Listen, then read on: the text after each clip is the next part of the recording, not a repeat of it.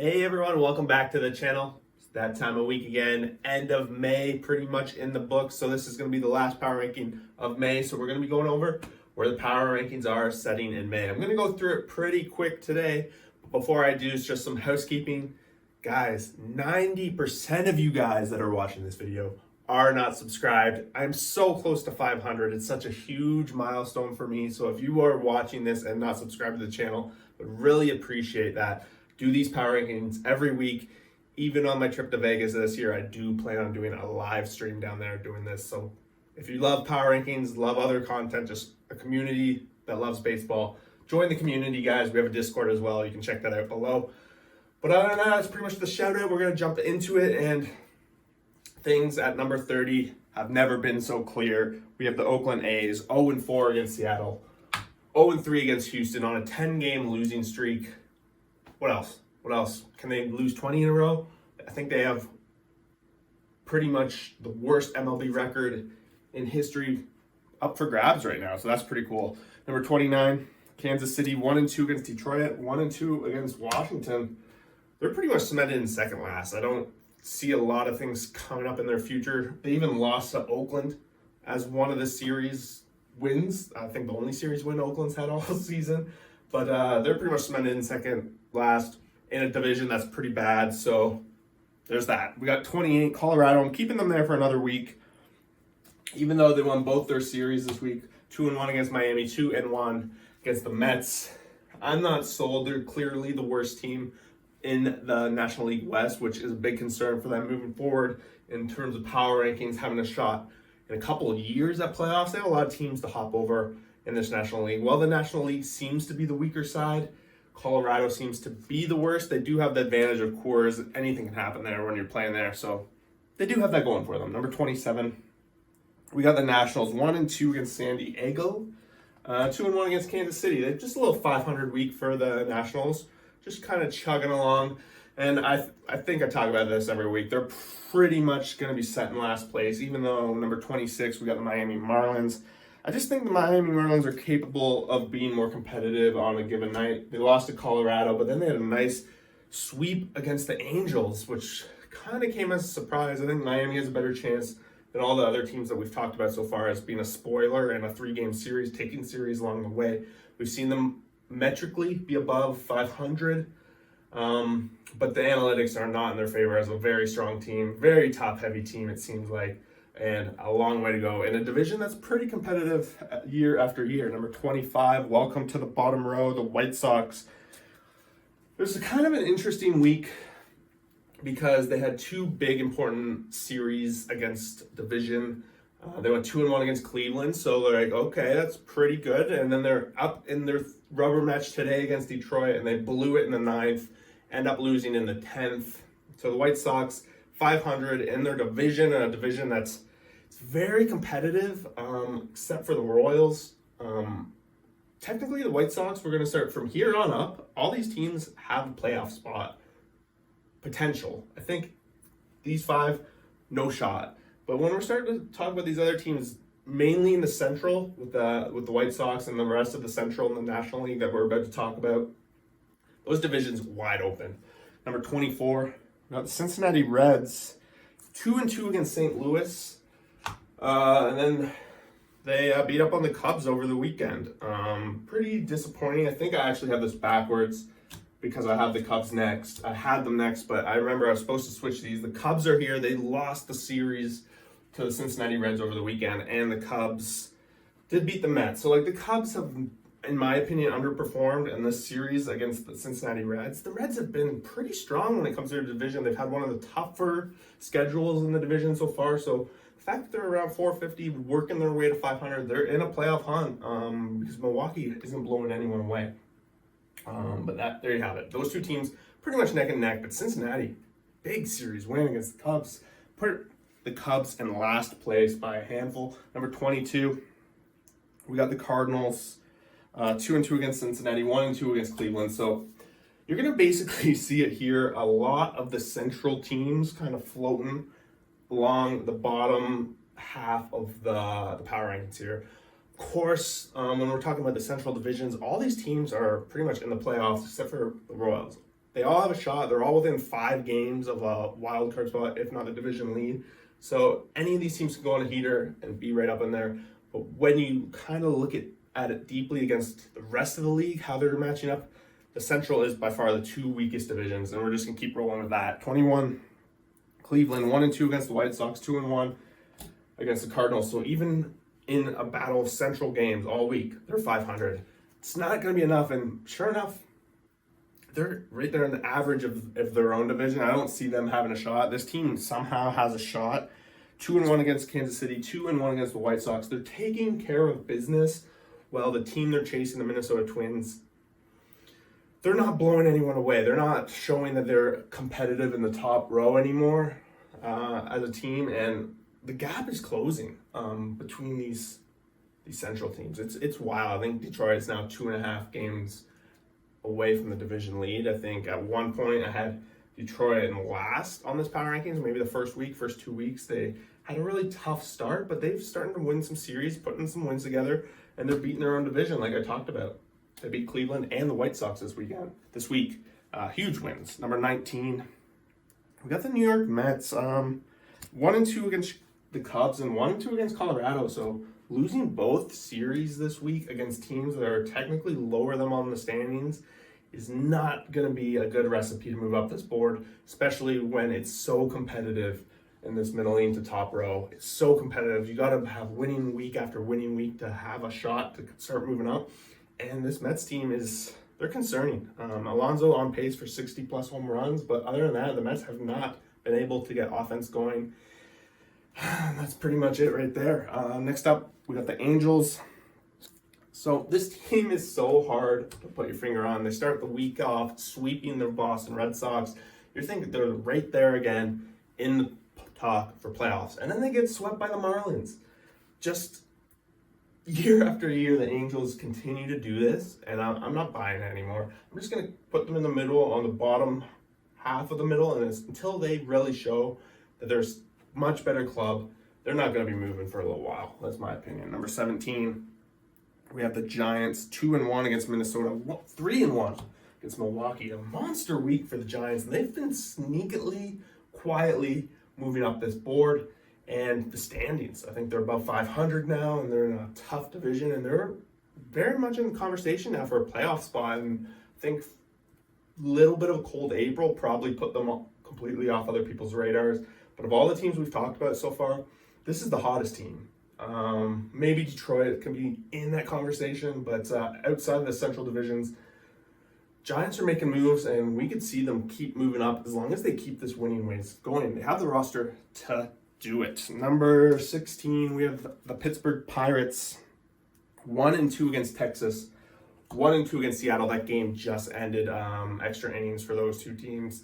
They were in the rubber match, or I'm going to say those two teams because number 15 is the team that they're just finished playing against, and they lost the series. So that made the difference here. But the Pirates kind of going a bit below 500 since that big, strong April they had. If they don't start turning it around and start becoming a winning team again, they're going to slowly edge down because some of these teams are going to start being winning teams. And we talked about already, the Central wide open.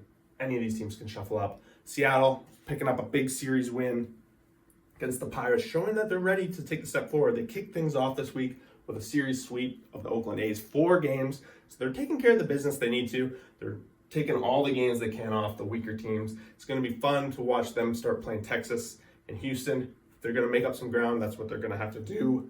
Number 14, 1-2 against Arizona, 2-1 against Atlanta. They're playing tonight for Game 4 against Atlanta. And the Phillies, they're kind of steadily going at it. They're trying to get back in the race here.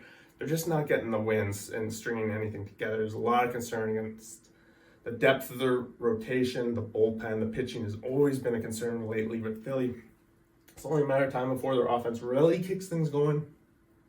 We're going to talk about it. Normally when I'm doing these power rankings, the top 12 is pretty much a lot to do with the playoff spots.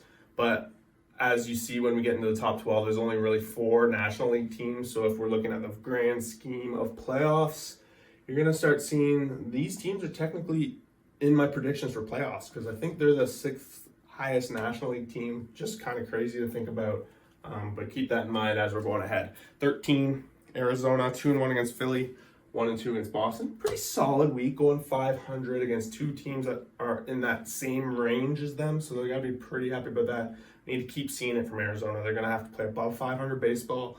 They're going to keep this up. The depth of their rotation, always my concern. I talk about it every week. But so far, consistency has been Arizona's middle name. Unlike this number 12 team, they're not very consistent, but I'm still keeping them ahead. 2-1 against Washington, 1-2 against the Yankees. Again, they haven't shown exactly that they deserve this 12th spot. I still think it's there. Talent's there, and I think it's all going to come together. I do really think San Diego is a playoff team, and we're going to see them right down to the wire, expecting them to finish second in this division long term. Number 11, we got Minnesota, 1-2 against San Fran, 1-2 against Toronto. So Minnesota has pretty much shown themselves to be a middling team.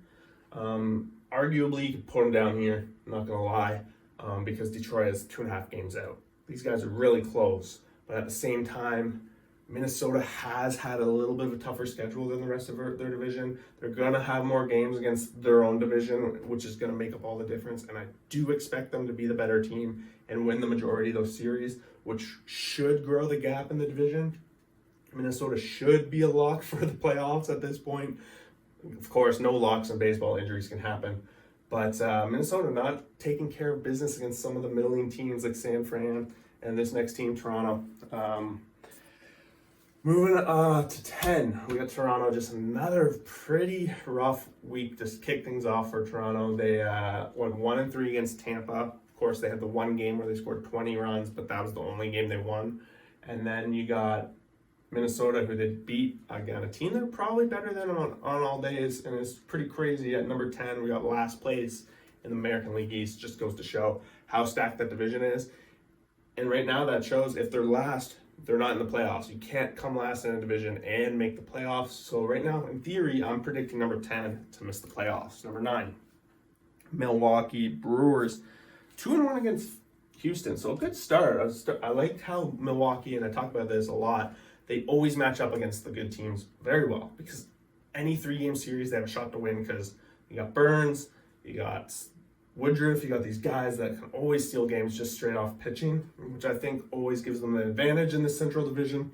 However, then they go into a 4-game series after playing that tough one against Houston, and they lose to San Fran. So it's a little bit up in the air whether this team can compete outside of their division. They might be the weakest team, might be similar stories to Central Minnesota Twins, where they should be the big favorite in this division. They should walk away with the division, but it's just so close, and they don't hold it together, and they fall out. Could happen.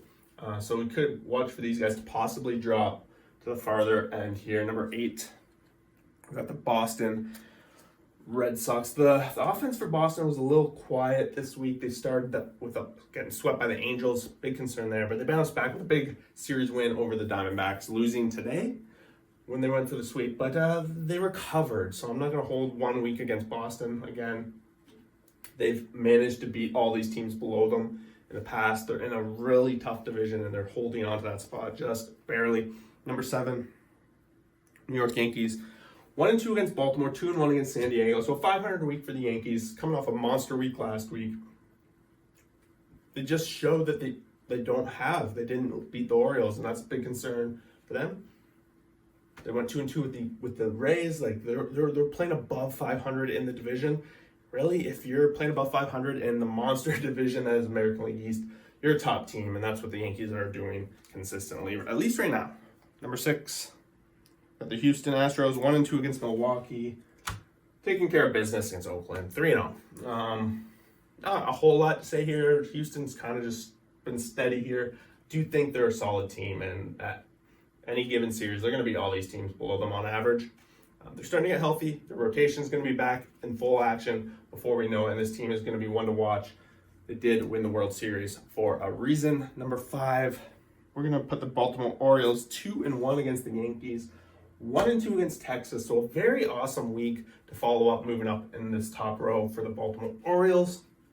Mind you, I did drop them 1 spot, more so because I feel a little more confident in the noon team that did surpass them. I do think that team has a little bit more of a push to be a first-round bye kind of team. The Orioles have a lot of ground to make up if they're going to be that first-round bye, because I don't think you can get it from a wild card position, right? It's got to be a division leader, and right now the Rays have that significant lead. They're going to have a lot more games against the Rays, though, and the Rays are struggling in certain aspects. Number 4, with the Atlanta Braves, 1-2 against the Dodgers, 1-2 against Philly. I did talk about it last week, how important this series was for the Braves. This week, the Dodgers was the team they were ahead of in the power rankings in the National League. The Phillies are the team that they compete against year after year in this division. Right now, they're losing both. They do have a chance to tie up the series tonight, of course. But a little bit of concern here. They're starting to play some of the tougher teams in the league, and they haven't shown dominance. We did see them beat Baltimore a couple weeks back, so there is that. But the Braves kind of going through a rut. I don't think anything to be concerned about. If anything, they're still one of the top teams in the league. Number 3, moving up a couple of spots, we do got the Dodgers, 2-1 against Atlanta, 1-2 against Tampa. So playing really, I think last week those were the top 2 teams. They managed to beat Atlanta, big series in the beginning. And then this weekend, these 2 teams, the Dodgers and the Rays, played a massive series with capping today. I think it was a 1-run difference today. We could have seen possibly a dethroning of the Rays had the Dodgers pulled that one out, but they didn't. So I move them up a couple of spots. I do put them right now as the top team in the National League. A little bit of a lead in their division. Mind you, it's been a little bit of a struggle from the Padres, but I do put them up there. Number 2, got Texas Rangers, 2-1 against Pittsburgh, 2-1 against Baltimore.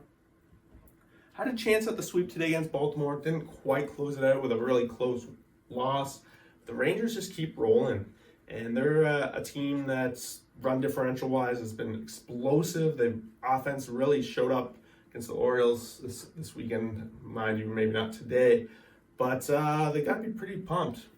They're rolling well. They got a nice division lead. It's going to be tight between them and the Stros. It's going to be fun watching those 2 teams play down the stretch, and that leaves us to number 1, still Tampa Bay Rays, 3-1 against Toronto, 2-1 against Dodgers. Can't bring them down. Every time I start to consider it, they keep winning. They won both series this week, a nice 5-2 week. The Rays, while the pitching has been somewhat struggling, they gave those 20 runs. I said it. The second game against the Jays, they gave up the 20 runs. I thought that was the blow that would dethrone them. But then they came back and won the next 2 with ease against the Jays, and then go into this weekend and beat the Dodgers.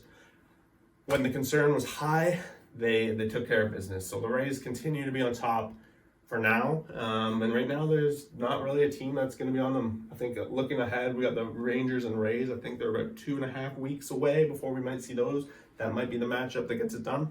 We'll see if those 2 teams are still at the top. Let me know what you guys think. Smash that like button. Every like goes a long way. Subscribe. Guys, we'll see you for that next video.